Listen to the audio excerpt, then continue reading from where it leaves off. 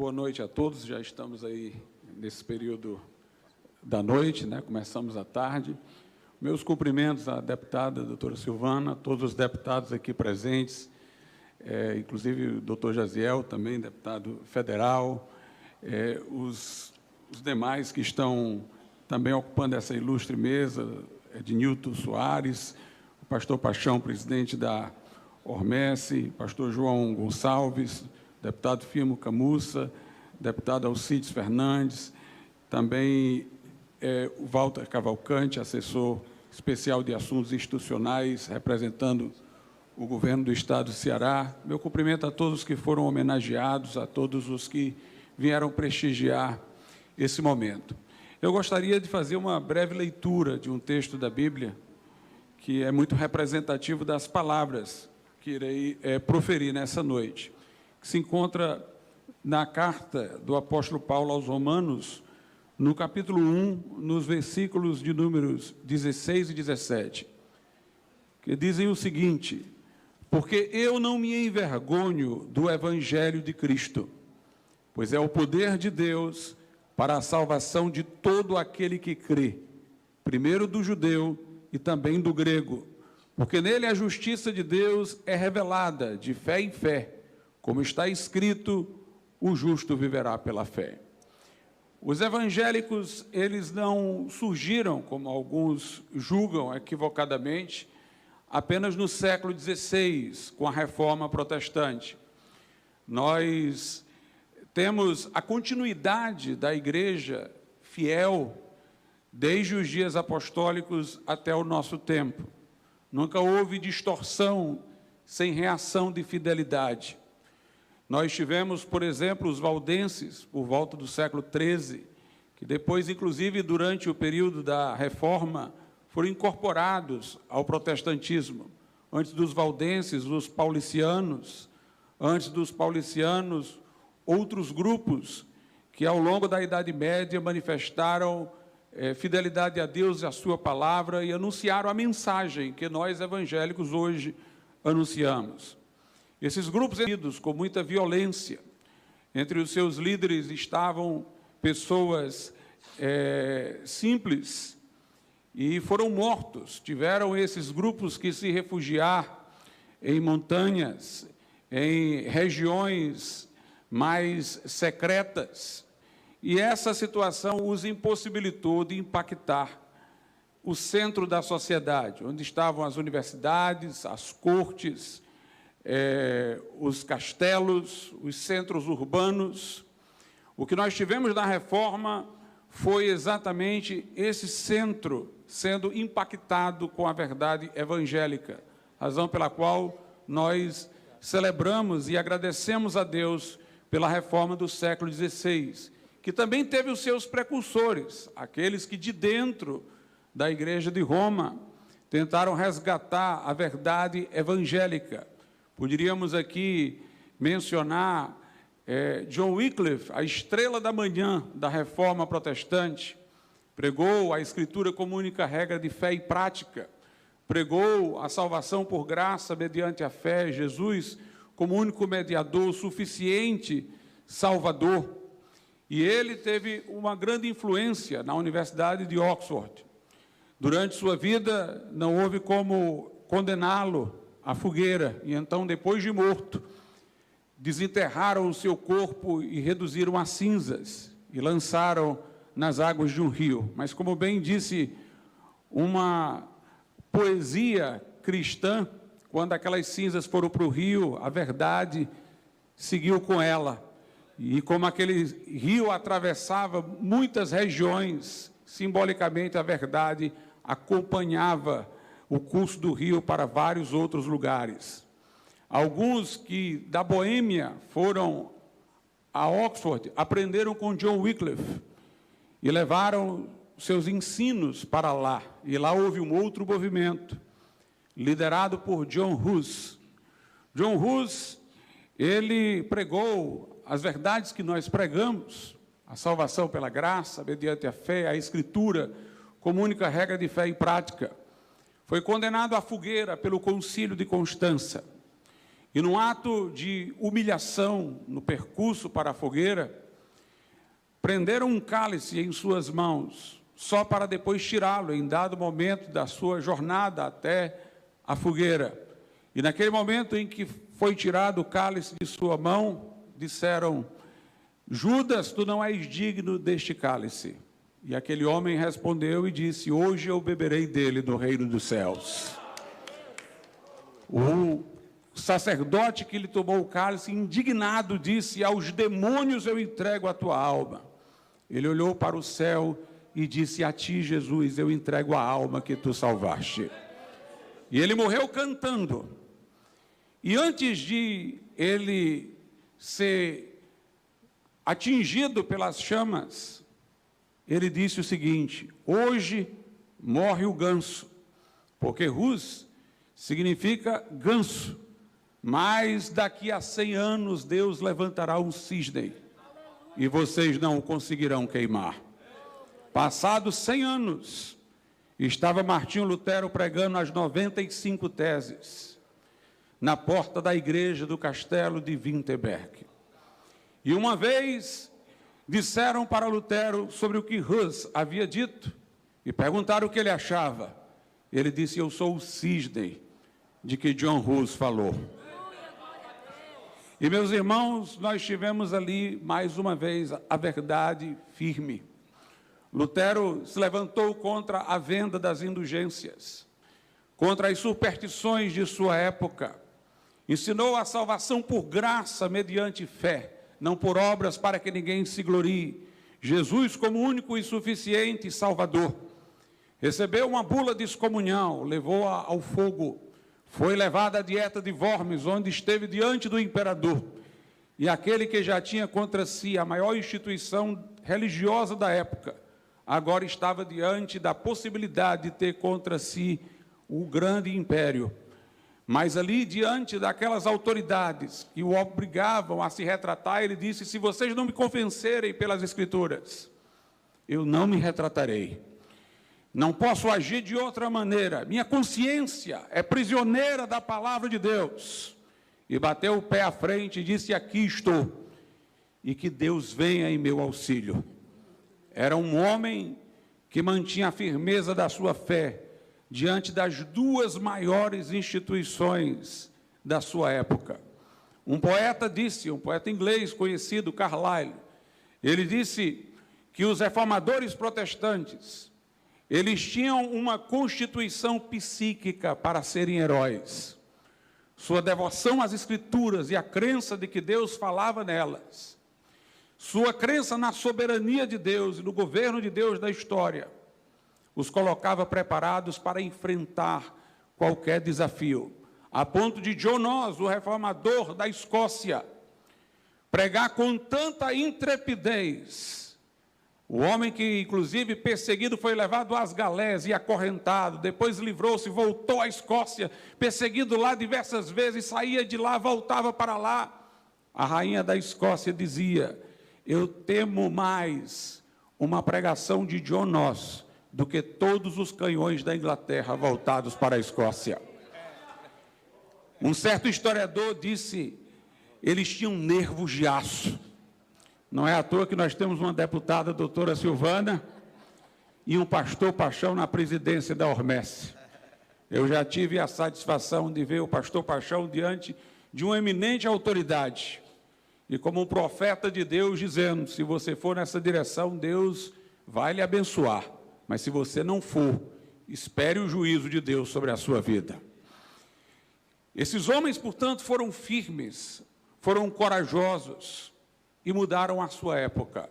A doutrina da justificação pela graça, pela fé, veio à mente de Lutero quando ele preparava suas aulas de teologia. E ele leu o texto que nós lemos aqui. Não me envergonhe do Evangelho, é o poder de Deus para a salvação de todo aquele que crê. A justiça de Deus se revela no Evangelho de fé em fé, como está escrito: o justo viverá pela fé. E ele disse: eu sempre entendi a justiça de Deus de forma errada. Porque na época, a visão que se tinha do termo justiça usado na Bíblia era a visão aristotélica. E para Aristóteles, justiça ou é uma virtude ou é retribuição. Então ele dizia: eu não sou um homem perfeito para dizer que tenho uma vida justa, sem nenhum pecado, e, portanto, só me resta a retribuição, que é o inferno, devo ser castigado. Mas Lutero viu que lá em Romanos, conforme nós lemos, é dito: a justiça de Deus se revela no Evangelho. A justiça de que trata a Bíblia não é a justiça de Aristóteles, alcançada pelos esforços da razão. É a justiça que se revela no Evangelho. É uma justiça que só pode ser encontrada pela revelação divina. Significa que os nossos pecados, pelos quais nós merecemos juízo e castigo, foram levados à cruz por Jesus. E Jesus, naquele lugar, satisfez a justiça de Deus, recebendo a retribuição pelos nossos pecados. Ele disse: Pai, está consumado. Ele fez um sacrifício perfeito. O sangue de Jesus nos purifica de todo pecado. O véu rasgou, a porta se abriu. E todo aquele que invocar o nome do Senhor será salvo. Quando cremos, somos justificados, não por nossa justiça, por nossa virtude, mas pela justiça de Cristo que nos é imputada. Pelo seu sacrifício que levou aquilo que em nós merecia castigo para a cruz, onde o juízo de Deus foi satisfeito, por graça, mediante a fé. Essa experiência de Lutero foi conhecida como a experiência da torre. Essa experiência lhe deu certeza e fortaleza. Se Deus é por nós, quem será contra nós? Se Jesus morreu por mim e intercede à direita do Pai, o que me poderá fazer o homem? Se Deus me aceita e me inocenta das suas acusações no seu tribunal, quem é o acusador humano para se levantar contra mim? É interessante que a doutrina oficial da época da Igreja Maior era de que o homem, para chegar ao seu relacionamento com Deus, precisava da instituição eclesiástica, que através de seus ritos, cerimônias, missas, penitências, repetição que se imaginava do sacrifício de Cristo na celebração eucarística, iria conseguir para o homem o favor de Deus. Mas Lutero mostrou que Deus pode olhar para nós diretamente, sem precisar de um intercessor humano, de uma macro-instituição. Eu posso estar sozinho ali diante de Deus, através do Senhor Jesus Cristo. Isso deu a descoberta da individualidade. Se Deus nos olha como indivíduos, e não dentro da estrutura de uma instituição, então nós não valemos pelo estamento a que pertençamos, seja a nobreza ou o clero. Nós valemos enquanto indivíduo. Isso foi o berço dos direitos individuais, dos direitos fundamentais da pessoa humana, que na Declaração de Independência Americana aparecem como direitos inalienáveis, imprescritíveis, naturais, que antecedem o Estado e deles o Estado não pode dispor. Mas os evangélicos defenderam a perspicuidade da Bíblia, a clareza das Escrituras. A Bíblia não deve ser interpretada conforme alegorias, de uma forma esotérica, mas em seu sentido simples. Não deve ser interpretada à luz da mentoria de filósofos pagãos, seja Platão ou Aristóteles, mas ela por ela mesma, o texto pelo contexto, o que é obscuro nela por aquilo que nela é mais claro. E a mensagem da salvação nela é tão insistente e repetitiva, que é clara para qualquer leitor. Como disse Jesus: examinai as Escrituras, porque julgais ter nelas a vida eterna, e são elas que de mim testificam. Como disse João, estas coisas foram escritas para que creais que Jesus é o Filho de Deus, e para que crendo tenhais vida em seu nome. Não é a igreja que é a dona da Escritura, a igreja nasceu pelas Escrituras. A palavra de Deus antecede a igreja, é a regra da igreja. Quando a igreja surge, visivelmente no Pentecostes, já existiam as Escrituras do Antigo Testamento, que nem sequer vieram pela igreja enquanto instituição, mas o povo judeu nos legou o Velho Testamento. No dia de Pentecostes, quando Pedro prega, ele cita as Escrituras que existiam, cita o livro de Joel, cita o livro de Salmos. Portanto, os apóstolos, quando convenciam aos outros de seu tempo, usavam as Escrituras do Velho Testamento, enquanto as Escrituras neotestamentárias eram escritas. E nós vemos que Paulo, numa carta, diz: a carta que eu mandei para vocês, mandem para outra igreja para que ele se leia lá, e a que eu mandei para outra, leia-se aí. Portanto, já se reconhecia a inspiração das cartas de Paulo, antes de qualquer concílio, de qualquer coisa. Elas já eram lidas do culto público, como escrituras sagradas. Pedro diz que aos indoutos que torcem os escritos de Paulo, como o fazem com as outras escrituras, então Pedro já reconhecia aquelas cartas de Paulo como sendo escrituras. Não havia concílio para decidir isso, mas aquelas pessoas já reconheciam naquelas cartas a inspiração divina, porque é a própria escritura que se auto-autentica. Nós não cremos na Bíblia porque alguém nos disse, nós cremos na Bíblia porque Deus fala na Bíblia. Porque a palavra dele é viva e eficaz, é mais penetrante que espada aguda de 2 gumes. Vai até a divisão da alma e do espírito, das juntas e medulas. No Velho Testamento, o profeta dizia, para que ninguém fosse enganado pelos falsos profetas, ele dizia: o que tem a palha com o trigo. Como é que vocês vão confundir essa palavra falsa com a verdadeira? Não é porventura a minha palavra, diz o Senhor, um martelo que esmiuça a penha, um fogo que consome a lenha. E dessa visão das Escrituras para a igreja, vieram as constituições modernas. A necessidade de os países terem um controle, uma disciplina para o poder. Um documento escrito que garantisse os direitos e que pudesse ser o documento que tivesse também os limites para o Estado.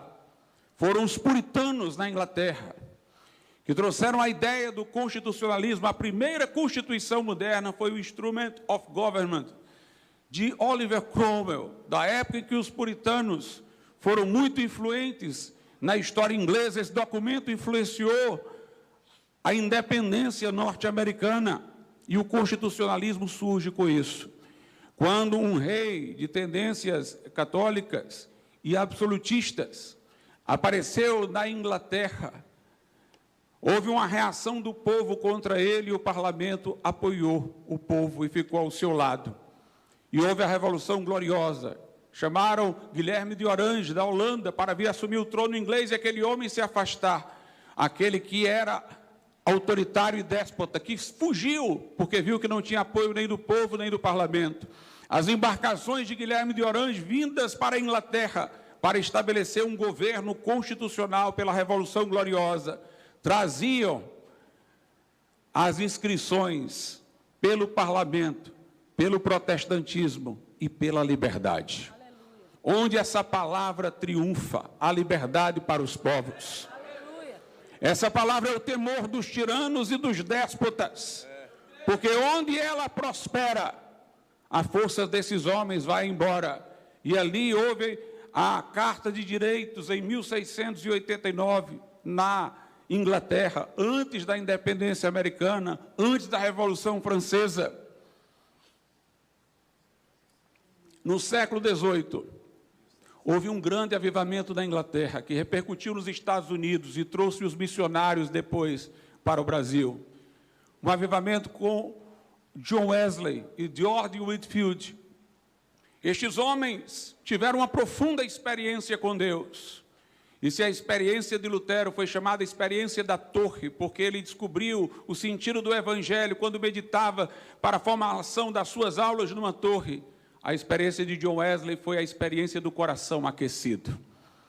Inquieto, sem certeza de sua salvação, entrou no culto dos irmãos morávios. Lia-se um prefácio de Lutero a uma das cartas de Paulo. Ele disse: eu senti o meu coração aquecido. Aleluia. E eu confiei em Cristo e somente em Cristo para a minha salvação.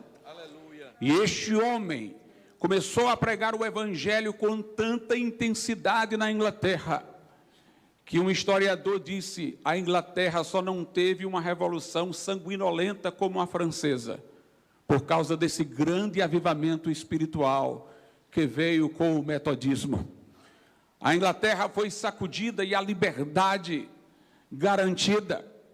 Interessante que, nesse momento, os que eram rejeitados pela sociedade foram alcançados pelo metodismo. John Wesley disse para os anglicanos: não se preocupem comigo, eu não concorro com vocês, porque eu quero aqueles que vocês não querem. Eu quero o homem que está caído na sarjeta. Eu quero o alcoólatra que ninguém olha mais para ele. Eu quero alcançar a prostituta com o evangelho. E estes que não tinham muito espaços nos cultos públicos da igreja anglicana foram aqueles que foram objetos da pregação de John Wesley, os mineiros, os trabalhadores, os homens simples. Os convertidos do metodismo aprendiam a trabalhar para que pudessem sair de uma vida improdutiva, aprendiam a costurar, aprendiam a consertar sapatos e começavam a melhorar de vida. E um período de grande miséria foi de repente revertido por esse poderoso avivamento espiritual. Depois vieram os do Exército da Salvação, com o mesmo objetivo e finalidade. E aí houve a melhoria da classe trabalhadora lá na Inglaterra. Portanto, onde essa palavra prospera, a liberdade, a melhoria de vida. E ela é a grande ameaça para os déspotas. E nós temos que ser como aqueles reformadores, com nervos de aço, com a constituição psíquica para sermos heróis. Se Deus em Cristo nos justificou, perdoou os pecados e nos aceitou, se Ele nos viu como pecadores, mas pelos méritos de Cristo nos adotou como filhos, então o que me pode fazer o homem? O que me pode fazer? Ele governa a história e tem a palavra final. Então eu quero dizer uma coisa para este mundo, em nome da Ormesse, se o pastor Paixão me permitir, e em nome de todos os evangélicos: soltem os leões, acendam as fogueiras, nós não nos calaremos.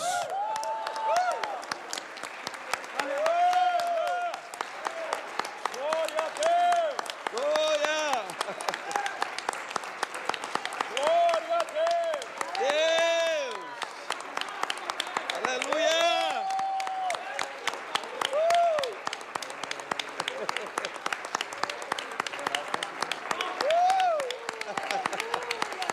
Deus!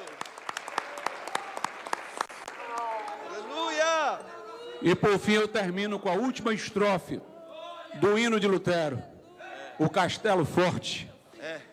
Sim, que a palavra ficará, sabemos com certeza, e nada nos assustará, com Cristo por defesa. Se temos de perder os filhos, bens, mulher, embora a vida vá, por nós Jesus está, e dar-nos a seu reino. Deus abençoe. Glória a Jesus.